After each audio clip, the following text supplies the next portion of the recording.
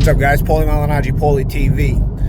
First edition of 2025. Some thoughts on my mind. Obviously, we saw Inoue return this week in a dominant victory. You know, I watch Inoue, and he's super exciting. You know, he's explosive. He's got a ton of power. You keep winning with you bet the under with him. It's incredible. Even on a 3.5 round over under, he still managed to.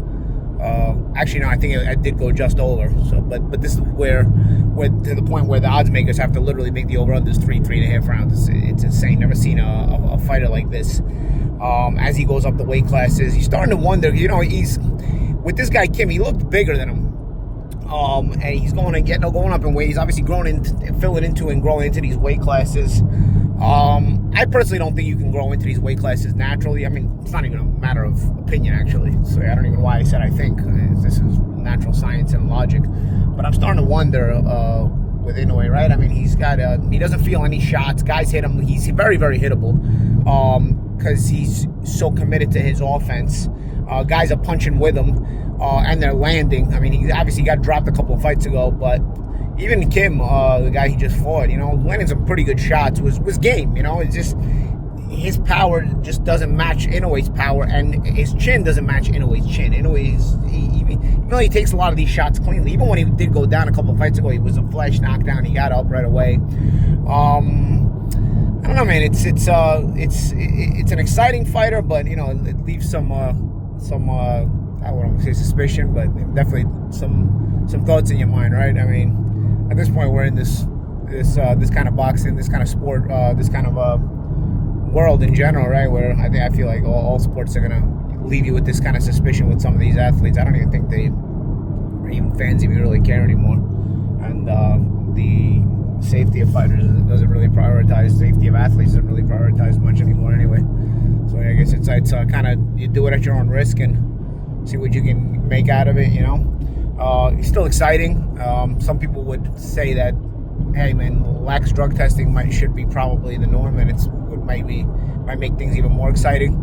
I personally, you know, don't think for someone's life should be risked based on excitement. But hey, I don't know, man. Maybe we live in a time where that opinion is sort of obsolete. You know, from a perspective of entertainment, in a ways. Continuing to entertain. I'm not sure which direction you go now. I know they want to make him and Nakatani's been sort of flying lately too. Really has been looking good, and I know him and Nakatani will be huge in Japan. Though I've also heard that Top Rank it's a fight that Top Rank wants to make in Dodger Stadium in LA at a certain point, which I kind of think is a waste. Actually, two huge monster fame, two Japanese fighters of monster level fame in the same generation. And they don't fight in Japan. You know, I think that's a Tokyo Dome fight, and that's in my opinion. Just some of the rumor mills that was swirling, right? Maybe later in the year we'll find out. ProBox TV came back last night. I think we're gonna have a really excellent schedule at ProBox TV. I hope you guys are subscribing to the app because the more ProBox TV can grow, the better the fights we'll be able to afford for you. And I think if anybody's followed ProBox TV to the degree that they're a regular customer, a regular subscriber, I think they know what kind of fights we put together. Now we don't just put together good records, but you know that still can kind of be deceiving.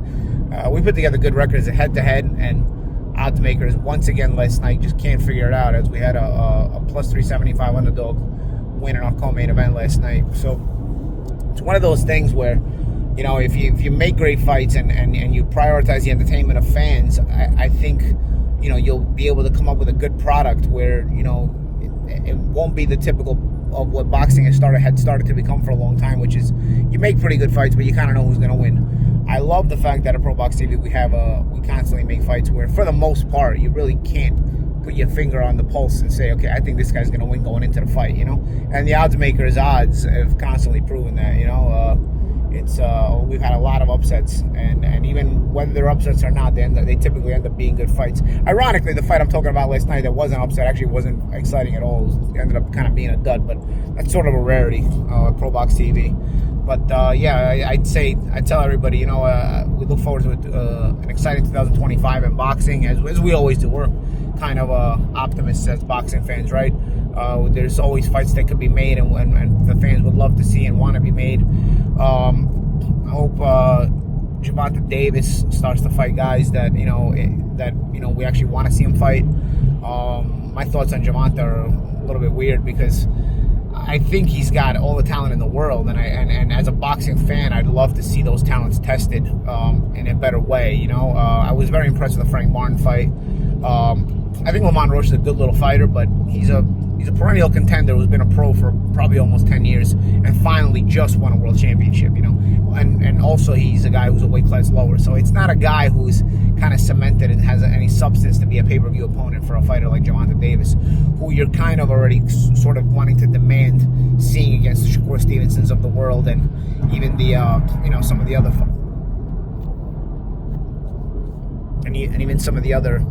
even some of the other kind of fighters in the lightweight division, you know. Personally, I'd love to see the Shakur Stevenson fight, but even if I don't get that, you know, I'd accept something like a Zepeda fight or something else, you know. Baranchik and Keyshawn Davis are gonna fight in February. That could be interesting, but I think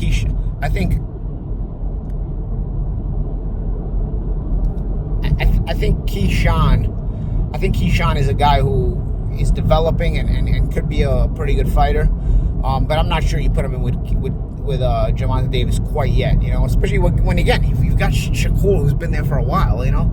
That's the fight to make. But then, you know, you hear Gervonta Davis talking about, you know, he's kind of wants to retire and all this stuff. So I don't know what everybody's thoughts are on that. That's kind of weird for me, because I've never seen a fighter who's almost 30 years old has been given the gimmies Gervonta Davis has been given. He has no Hall of Fame resume at all. I mean, I think he's a Hall of Fame talent. What I'm saying by Hall of Fame resume is I don't think he's fought a single opponent that is a Hall of Famer. You guys can correct me if I'm wrong. Maybe Pedraza, but even the Pedraza he fought, I was in those fighter meetings with Pedraza. He was staying at 130 just because he had the world title and he couldn't make weight anymore. He was just waiting to lose the title. If you remember, he'd already been beaten by Edna Cherry and they robbed Edna Cherry. So Pedraza, the 130-pound win over Pedraza is a little bit shaky because it's not the same Pedraza who ended up being at 135 and 140, where once he wasn't dead at the weight, he was actually still a pretty viable contender. And at 130 had been a pretty viable champion before starting to struggle at the weight, you know. So other than that, I mean, even then, is Pedraza Hall of Famer? I think he's maybe in the conversation, but what I'm saying is, have you ever seen a pay-per-view star who's been tossed all this money? And again, I don't count other people's money, but the reason you say you want to retire early is why? Because you feel like you accomplished everything and you made so much money, right? So you have to bring that into the conversation. I've never seen a guy who's been given that many gimmies, no Hall of Famers on a resume, not even one, no desire. Because, you know, you're fighting Lamont Roche now, so there's no desire to even take on a Hall of Fame level position. And just talking like, you know, I've done it all, and I kind of don't like this. And you don't have to like boxing. Nobody's asking anybody to like boxing. The shame for me as a boxing fan is that Gervonta Davis actually can't fight. He's one of the more exciting fighters in the world, but is he willing to test that excitement against somebody on his level? You know, is he willing to test that excitement? Because that either makes him more exciting, or that it reveals character flaws. You know, you got to get to those kind of opponents, because when a guy's as talented as Davis, you only see those kind of character flaws or character revealing attributes if he fights guys of a level that will expose that. You know, I know Leonard Ellaby said they had offered Tevin Farmer the fight years ago, because I said, you know, he never even fought a guy like Tevin Farmer when he was at 130. I'd love to see the receipts on that. I've never heard Farmer talk about being offered the Gervonta Davis fight. As a matter of fact, Farmer was always at a B-side promoter, so I find that very hard to believe. When you're with a B-side promoter, you take the biggest fights possible when you're offered them, because you don't have the option to go pick your opponents yourself. So I find that very hard to believe that if Farmer ever turned down Gervonta Davis, because when you're with a B-side promoter and you're at world-class level, you're sort of at the mercy of other promoters offering you fights against their top fighters. So if they would have offered a fight to Tevin Farmer, I find it hard to believe that Tevin wouldn't have took the fight, because you're in a position to, you know, you can't get a dates unless somebody offers you fights. I remember that, because I remember my years with Bell Entertainment. That's why I had to take all those tough fights. My promoter wasn't in a position to say, okay, I'm going to match you against certain guys just to keep building you and keep making you look sort of like they do with Gervonta Davis, essentially, where he basically gets the pick of the litter as far as who he wants to defend against, even like you Canelo Alvarez's of the world. I don't know what everybody's solution is to that. I know Davis and Canelo have a lot of fans, but you know, what do we do? Are we in the business of we just want to see our heroes win, or are we in the business of wanting to see the best fights possible? I think that's also something that boxing fans have to ask themselves. And you know, I think it's worth even, you know, getting the opinions of all you guys in the polls as far as what you think. You know, I don't think it's hating for me to be wanting to see the best fights possible, and I think it's very important for boxing, and it's very important for fans, or at least for real boxing fans anyway. I know Turki Al-Ashik has made a lot of great matchups in Saudi. I think that's going to continue to happen. I think ProBox TV has made some great matchups as well. We plan on doing that in 2025, and we have our lane, which is basically the old Friday Night Fights lane, the old Showbox lane, the old Tuesday Night Fights lane, which I love because it's sort of become obsolete.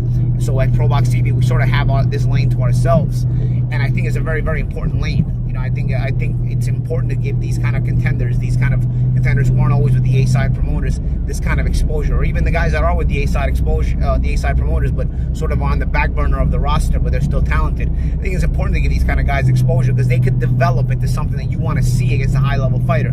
We're not talking about, you know, kind of mediocre contenders. You were talking about really good contenders who could actually step in, and guys from ProBox TV have stepped in and won world championships, like your Angel Leos of the world. On February 8th, we have Ramon Cardenas, who's a very, very good fighter, who I could see actually competing for and winning a title. And we've had Nicholas Flaz at welterweight, who I think right now might beat like a Mario Barrios, who's a world champion himself. You know, I think, you know, we've had guys at ProBox TV who've shown that, and that's the point of ProBox TV. We've got a great card in a couple of weeks with Cardenas at the main event, and we got a smoking hot co-main event with Lester Martinez and Joe Sean James. That one has smoke and war written all over it. You know, fire. So I hope you guys you know, can continue to follow this page and follow ProBox TV, because that's the place I work at, where we try to make the best fights possible. And the more subscribers we have, the more you guys tune in, the better fights we can give you. You know, and that's I feel like that's the important thing about boxing, is making the best fights possible. That's my opening comments for 2025 in Paulie TV, guys. And I've been away for a little while, haven't made any videos. I'm looking forward to some good stuff. Benavidez Morel, I feel, is a real good fight. Let me know what you think about that too. I'll probably make a preview video as the fight gets closer. Paulie Malignaggi, guys. This is Paulie TV.